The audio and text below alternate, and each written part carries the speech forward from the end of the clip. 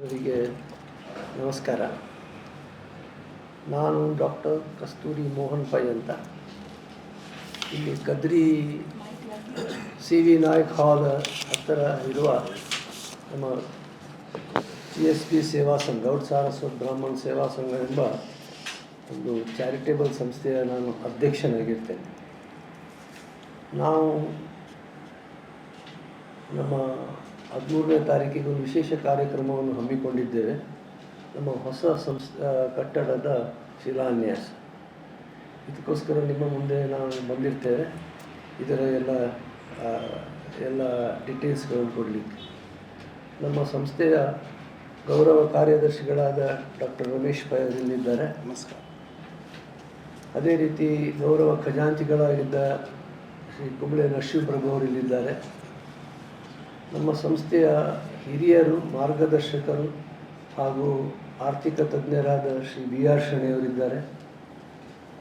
ಮತ್ತು ಸಾಂಸ್ಕೃತಿಕ ಕಾರ್ಯಕ್ರಮಗಳ ಸಂಯೋಜಕರಾಗಿರುವ ಶ್ರೀ MR ಕಾಮತ್ರವರಿದ್ದಾರೆ.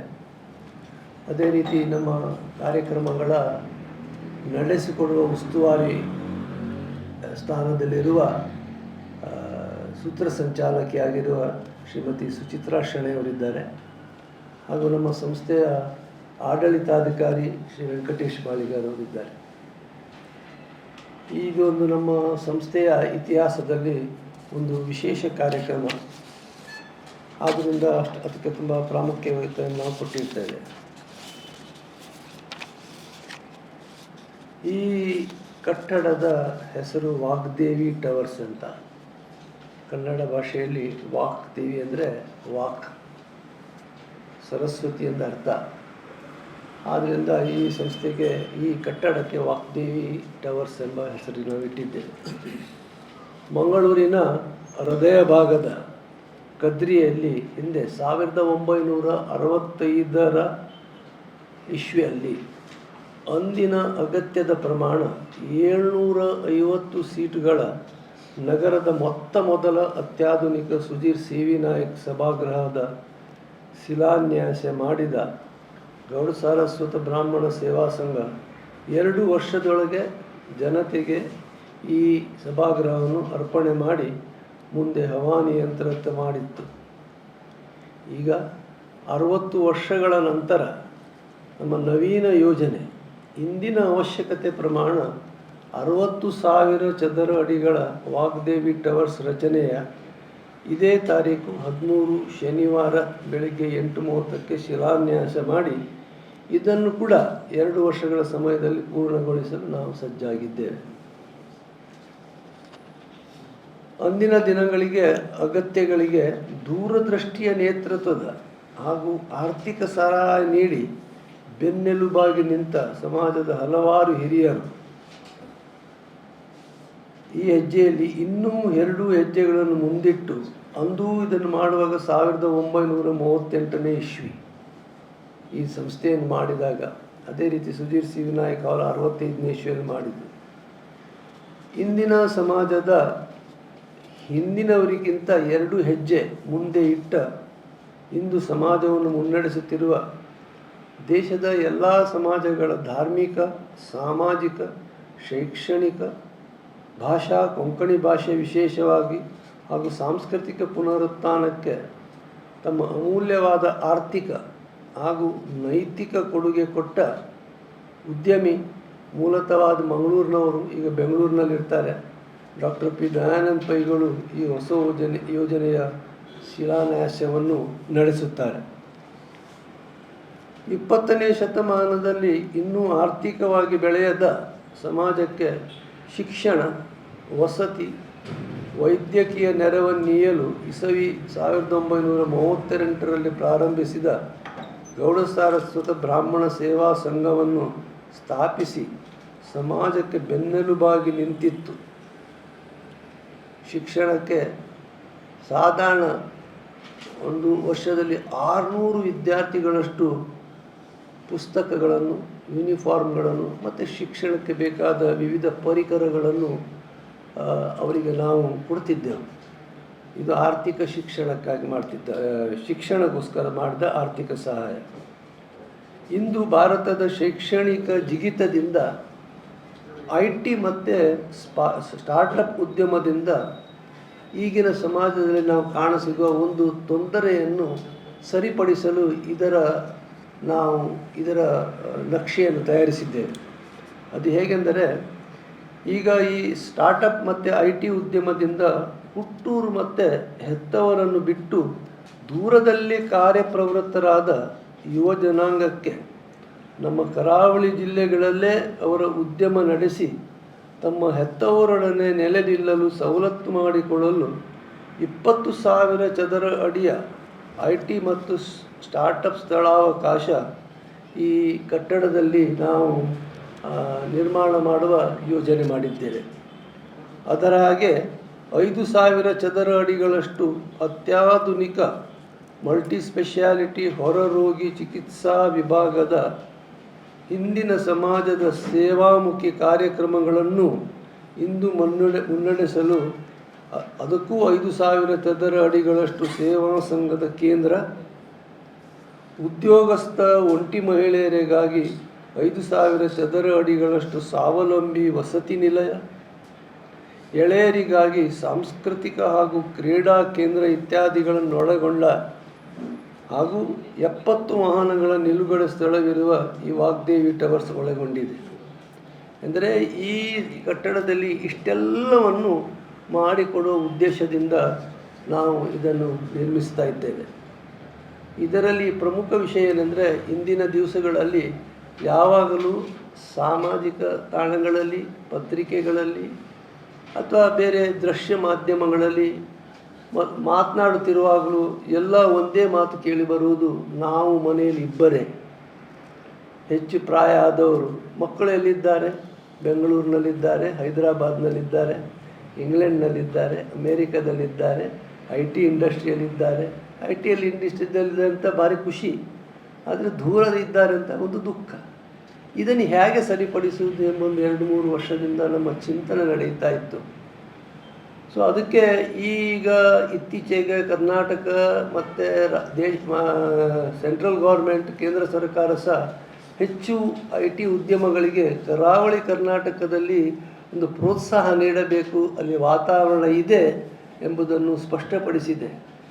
ಇದನ್ನು ನಾವು ಅರ್ಥಗೊಂಡು ಇದನ್ನು ರಚಿಸಲಿಕ್ಕೆ ಕಾರಣ 20,000 ಚದರ ಅಡಿ. ಈಗ ಕೆಲವಾರು ಕಟ್ಟಡಗಳು ಬಂದಿವೆ, ಅದರಲ್ಲೂ ನಮ್ಮದು ಒಂದು ಅದಕ್ಕೆ ಒಂದು ಕೂಡಿಸಲಿ.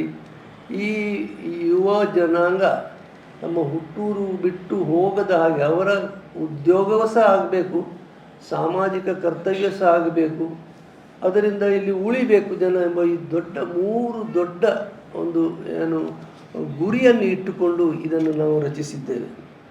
ಇದು ಸ್ವಲ್ಪ ಕಟ್ಟಡ ನಮ್ಮದು ಚಾರಿಟೇಬಲ್ ಸಂಸ್ಥೆ ಆದರೂ ಸಹ ಇದರಲ್ಲಿ ಸ್ವಲ್ಪ ಆರ್ಥಿಕ ಅಂದರೆ ಕಮರ್ಷಿಯಲ್ ಅಂಗ ಇರ್ತದೆ, ಯಾಕೆಂದರೆ ಅದು ನಡಿಬೇಕು ಆ ಸಂಸ್ಥೆಯನ್ನು. ಹಾಗೂ ಉಳಿದದು ಸಾಮಾಜಿಕ ಸೇವೆಗೋಸ್ಕರವೇ ನಮ್ಮ ಸಂಸ್ಥೆಯ ಕೇಂದ್ರ ಬಿಂದುವನ್ನಲ್ಲಿ ಮಾಡ್ತಾ ಇದ್ದೇವೆ. ಮತ್ತು ಮಂಗಳೂರು ನಗರದಲ್ಲಿ ಈಗೆಲ್ಲ ತುಂಬ ಕಾರ್ಯಪ್ರವೃತ್ತವಾಗಿ ಒಂಟಿ ಹೆಂಗಸುಗಳು ತಮ್ಮ ನಿಲ್ಲಕ್ಕೆ ಒಂದು ಕಷ್ಟಪಡುವ ಪರಿಸ್ಥಿತಿಯಲ್ಲಿದ್ದಾರೆ. ಅವರಿಗೂ ನಾವು ಈ ಸೇವಾ ಸಂಘದ ವತಿಯಿಂದ ಒಂದು ಹಾಸ್ಟೆಲ್ ಅಂತ ಹೇಳ್ತೇವೆ, ವಸತಿ ನಿಲಯ, ಅವರೇ ನಡೆಸಿಕೊಳ್ಳುವ ಒಂದು ವಸತಿ ನಿಲಯಕ್ಕೆ ಸವಲತ್ತನ್ನು ಸಹ ಮಾಡಿಕೊಳ್ಳುವ ಉದ್ದೇಶ. ಈ ಪ್ರಮುಖ ಸಾಮಾಜಿಕ ಉದ್ದೇಶಗಳೇ ಇದರ ಮುಖ್ಯ ಇದಾಗಿದೆ, ಗುರಿಯಾಗಿದೆ. ಶಿಲಾನ್ಯಾಸದ ಬಳಿಕ ಅಂದು ಇಂದಿನ ಯುವ ಪೀಳಿಗೆಗೆ ಮಾರ್ಗದರ್ಶನ ಮಾಡಲು ವಿವಿಧ ಕ್ಷೇತ್ರಗಳಲ್ಲಿ ಈಗಾಗಲೇ ದೇಶಾದ್ಯಂತ ಗುರುತಿಸಿಕೊಂಡ ಕಟ್ಟಡ ರಚನಾ ಕ್ಷೇತ್ರದ ಶ್ರೀ ಗುರುದತ್ತ ಶೆಣೈ, ಉದ್ಯಮ ಕ್ಷೇತ್ರದ ಶ್ರೀ ಆನಂದ್ ಜಿ ಪೈ, ರಾಜ್ಯ ಸರ್ಕಾರದ ಉದ್ಯಮ ಹಾಗೂ ಆರ್ಥಿಕ ವಿಭಾಗದ ಜಂಟಿ ನಿರ್ದೇಶಕರಾದ ಶ್ರೀ ಗೋಕುಲ್ದಾಸ್ ನಾಯಕ್, ವೈದ್ಯಕೀಯ ರಂಗದ ಹಿರಿಯ ರುಮೆಟಾಲಜಿಸ್ಟ್ ಡಾಕ್ಟರ್ ಸಜ್ಜನ್ ಶೆಣೈ, IT ಉದ್ಯಮದ ಹೊಸ ಪೀಳಿಗೆಯ ಪ್ರಶಾಂತ್ ಶೆಣೈ ಕಟಪಾಡಿ, ಸಣ್ಣ ಕೈಗಾರಿಕಾ ಕ್ಷೇತ್ರದ ಅಧ್ಯಕ್ಷರಾಗಿ ಸೇವೆ ಮಾಡಿದ ಕಂದೇಲ್ ಅಜಿತ್ ಕಾಮತ್ ಹಾಗೂ ಮಹಿಳಾ ಉದ್ಯಮದಲ್ಲಿ ಹೆಸರು ಪಡೆದ ನಿರ್ಮಲಾ ಟ್ರಾವೆಲ್ಸ್ನ ವತಿಕಾ ಕಾಮತ್ ಪೈ ಇವರುಗಳು ಕಾರ್ಯಾಗಾರವನ್ನು ನಡೆಸುತ್ತಾರೆ. ಆಸಕ್ತ ನವಪೀಳಿಗೆಯವರು ಇದರಲ್ಲಿ ಭಾಗವಹಿಸಬಹುದು. ವಿವಿಧ ಶಾಲಾ ಕಾಲೇಜುಗಳಿಗೆ ಯುವ ಪೀಳಿಗೆಯಲ್ಲಿ ಈ ವೃತ್ತಿಯಲ್ಲಿ ಮುಂದೆ ಹೋಗಬೇಕೆಂಬ ಇಚ್ಛೆ ಇದ್ದವರಿಗೋಸ್ಕರ ಎಲ್ಲ ಶಾಲಾ ಕಾಲೇಜುಗಳ ಪ್ರಿನ್ಸಿಪಾಲ್ಗಳನ್ನು ಆಡಳಿತ ಮಂಡಳಿಯವರನ್ನು ನಾವು ಸಂಪರ್ಕಿಸಿ ವಿದ್ಯಾರ್ಥಿಗಳನ್ನು ಈ ಕಾರ್ಯಕ್ರಮಕ್ಕೆ ಕಳಿಸ್ಬೋದು. ನಮ್ಮ ಶಿಲಾನ್ಯಾಸದ ಕಾರ್ಯಕ್ರಮ ಬೇಗ ನಡೀತದೆ. ಸೊ ಇದು ಸಾಧಾರಣ ಒಂದು 10 ಗಂಟೆಯಿಂದ 11:30 ಗಂಟೆ ತನಕ ಇದನ್ನು ನಡೆಸೋ ನಾವು ಒಂದು ಕಾರ್ಯಕ್ರಮವನ್ನು ಹಾಕಿಕೊಂಡಿರ್ತೇವೆ. ಅದಕ್ಕೂ ತಾವುಗಳು ವಿದ್ಯಾರ್ಥಿಗಳಿಗೆ ಇಲ್ಲಿ ಒಂದು ಆಸ್ಪದವಿದೆ, ಸ್ವಲ್ಪ ಅವರಿಗೆ ಉಮೇಜ್ ಸಿಗುವಂಥ ಒಂದು ಪರಿಸ್ಥಿತಿ ಇದೆ ಎಂಬುದನ್ನು ಒಂದು ಪತ್ರಿಕೆಗಳಲ್ಲಿ 2 ಮಾತುಗಳನ್ನು ಬರೆದರೆ ಬಹಳ ಒಳ್ಳೆಯದಾಗ್ತಿತ್ತು. ನಮ್ಮ ಈ ಸಂಸ್ಥೆ ವೈದ್ಯಕೀಯ ರಂಗದಲ್ಲಿ 1940ನೇ ಇಸ್ವಿಯಿಂದ ಅಂದಿನ ವಿವಿಧ ವೈದ್ಯರುಗಳಾಗಿದ್ದ, ಈಗ ಪೀಳಿಗೆಯವರಿಗೆ ಹೆಸರೇ ಗೊತ್ತಿಲ್ಲದಂತಹ ಡಾಕ್ಟರ್ ಕುಳಾಯಿ ರಾಘವೇಂದ್ರ ಕೇಣಿ ಮತ್ತು ಡಾಕ್ಟರ್ ಮಿರಾಸ್ಕರ್ ಬಂಗಲೆ ಅಂತ ನೀವು ಕೇಳಿರ್ಬೋದು. ಅಂಥವರೆಲ್ಲ ಬಂದು ಧರ್ಮಾರ್ಥ ಸೇವೆ ಕೊಡ್ತಿದ್ದರು. ಆ ಸೇವಾ ಕಾರ್ಯಕ್ರಮ ನಾವು ಇಂದಿಗೂ ನಡೆಸಿಕೊಂಡು ಬರ್ತಾ ಇದ್ದೇವೆ. ಸುಮಾರು 100ರಷ್ಟು ಹಿರಿಯ ನಾಗರಿಕರಿಗೆ ಅವರಿಗೆ ಮಾಸಿಕವಾಗಿ ಅವರ ಎಲ್ಲ ಔಷಧಗಳನ್ನು ನಾವು ಧರ್ಮಾರ್ಥ ಅವರಿಗೆ ಸಪ್ಲೈ ಮಾಡುವಂಥ ಕಾರ್ಯಕ್ರಮವನ್ನು ಇಟ್ಟುಕೊಂಡಿದ್ದೇವೆ. ಅದು ಈಗಲೂ ನಡೀತಾ ಇದೆ. ಆ ದೃಷ್ಟಿಯಿಂದ ಒಂದು ಪಾಲಿಕ್ಲಿನಿಕ್ ಅನ್ನು ನಾವು ಮಾಡ್ತಾ ಇದ್ದೇವೆ. 10 ಜನ ವಿಶೇಷ ವೈದ್ಯಕೀಯ ತಜ್ಞರನ್ನು ಅಲ್ಲಿಗೆ ಅವರು ಕೂತ್ಕೊಳ್ಳುವ ಹಾಗೆ ಅಂತ ಸೌಲಭ್ಯವನ್ನು 5,000 ಜನರ ಅಡಿಯಲ್ಲಿ ನಾವು ಮಾಡಿಕೊಡ್ತಾ ಇದ್ದೇವೆ. ಇದು ಸಹ ಒಂದು ನಮ್ಮ ಈ ಒಂದೇ ಕಟ್ಟಡದಲ್ಲಿ ಇಷ್ಟೊಂದು ಸಾಮಾಜಿಕ ಸೇವಾ ಕಾರ್ಯಕ್ರಮಗಳನ್ನು ನಡೆಸುವಂಥ ಸೌಲಭ್ಯ ಪ್ರಾಯಃ ಮಂಗಳೂರಿನಲ್ಲಿ ಬೇರೆ ಎಲ್ಲೂ ಸಿಗಲಿಕ್ಕಿಲ್ಲ. ಅಂತಹ ರೀತಿಯಲ್ಲಿ ಇದನ್ನು ನಾವು ಇದರದ ನಿರ್ಮಾಣವನ್ನು ಮಾಡ್ತಾ ಇದ್ದೇವೆ. ಮಂಗಳೂರಿನ ಪೈಲ್ಯಾಂಡ್ಸ್ ಅಸೋಸಿಯೇಟ್ಸ್ನ ಶ್ರೀ ವೆಂಕಟೇಶ್ ಪೈ ಅವರು ಇದರ ವಾಸ್ತುವನ್ನು ನಿರ್ಮಿಸಿದ್ದಾರೆ. ಈ ರೀತಿ ಈ ನಮ್ಮ ಎಲ್ಲ ಕಾರ್ಯಕ್ರಮಗಳನ್ನು ಅದೇ ದಿವಸ ಮಾಡ್ತಾ ಇದ್ದೇವೆ. ಆಸಕ್ತ ನವಪೀಳಿಗೆಯವರಿಗೆ ಭಾಗವಹಿಸಬಹುದು ನನಗೆ ಹೇಳಿದೆ. ಎಲ್ಲ ಕಾರ್ಯಕ್ರಮಗಳ ಸಂಘದ ಅಧ್ಯಕ್ಷರಾದ ಡಾಕ್ಟರ್ ಕಸ್ತೂರಿ ಮೋಹನ್ ಪೈ ಅವರು ಈ ರೀತಿಯಲ್ಲಿ ನಡೆಯುವುದು. ಪತ್ರಿಕಾಗೋಷ್ಠಿಯಲ್ಲಿ ಭಾಗವಹಿಸಿದವರು ಇನ್ನು ನಾನು ನಿಮಗೆ ಹೇಳಿದೆ, ಎಲ್ಲರ ಪರಿಚಯ ಮಾಡಿಕೊಟ್ಟೆ. ಇಷ್ಟು ನಾನು ಇದನ್ನು ಕನ್ನಡ ಭಾಷೆಯಲ್ಲಿ ಕೊಟ್ಟಂದರೆ ಅದನ್ನೇ ನಾವು ಇಂಗ್ಲೀಷ್ ಭಾಷೆಯಲ್ಲಿ ಬರೆದಿಟ್ಟಿದ್ದೇವೆ. ಬೇಕಾದವರು ಇಂಗ್ಲೀಷ್ ಭಾಷೆಯಲ್ಲಿ ಅದನ್ನು ನೋಡ್ಬೋದು. ಈ ನಮ್ಮ ದೊಡ್ಡ ಕಟ್ಟಡದ ಇದು 60,000 ಸ್ಕ್ವೇರ್ ಫೀಟ್.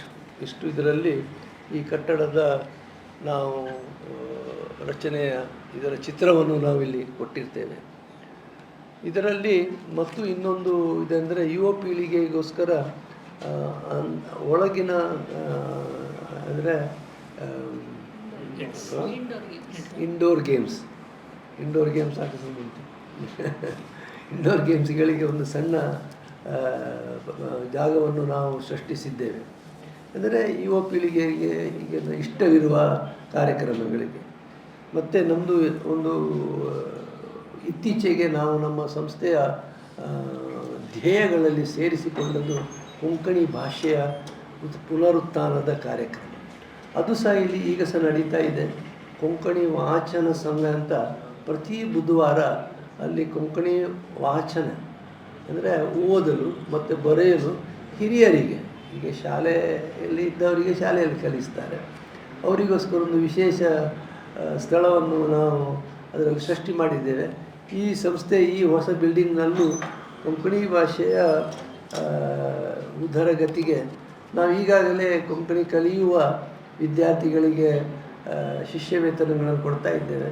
ಅದನ್ನು ಸ್ವಲ್ಪ ದೊಡ್ಡ ರೀತಿಯಲ್ಲಿ ಮಾಡಿ ಭಾಷೆಯ ಕಾರ್ಯ ಸಹ ಇದರಲ್ಲಿ ಆಗಬೇಕು ಎಂಬ ದೃಷ್ಟಿಯಿಂದ ನಾವು ಇದನ್ನು ಮಾಡ್ತಾ ಇದ್ದೇವೆ. ಒಟ್ಟಾರೆ ಹೇಳುವುದಾದರೆ 60,000 ಸ್ಕ್ವೇರ್ ಫೀಟ್ ಈ ಜಾಗದಲ್ಲಿ ಯಾವುದೆಲ್ಲ ಇಂದು ಅಗತ್ಯ ಇದೆ. ಪ್ರಪ್ರಥಮವಾಗಿ ನಾನು ಹೇಳಿದೆ, ಹೆತ್ತವರೊಡನೆ ನಿಲ್ಲುವಂತಹ ಒಂದು ಆಸ್ಪದ ಇಂದಿನ ಯುವಕರಿಗೆ ಸಿಗಬೇಕು, ಯುವತಿಯರಿಗೆ ಎಂಬುದು ಇದರ ದೂರದೃಷ್ಟಿ ಇದೆ. ಉಳ್ಳದೆಲ್ಲ ನಾನು ನಿಮ್ಮ ಮುಂದೆ ಇಟ್ಟೆ. ಈ ಕಾರ್ಯಕ್ರಮಕ್ಕೆ ಮೊದಲು 8:30 ಗಂಟೆಗೆ ಶಿಲಾನ್ಯಾಸ ನಡೀತದೆ. 9:30ರಿಂದ ಒಂದು ಸಣ್ಣ ಲಘು ಉಪಹಾರ ಇದೆ. 10ರಿಂದ 11:30 ತನಕ ಈ ಸೆಮಿನಾರ್ ಇದೆ. ಇದರಲ್ಲಿ ಭಾಗವಹಿಸೋರ ಹೆಸರು ಎಲ್ಲರೂ ನಾನು ನಿಮ್ಮ ಮುಂದೆ ಇಟ್ಟಿದ್ದೇನೆ.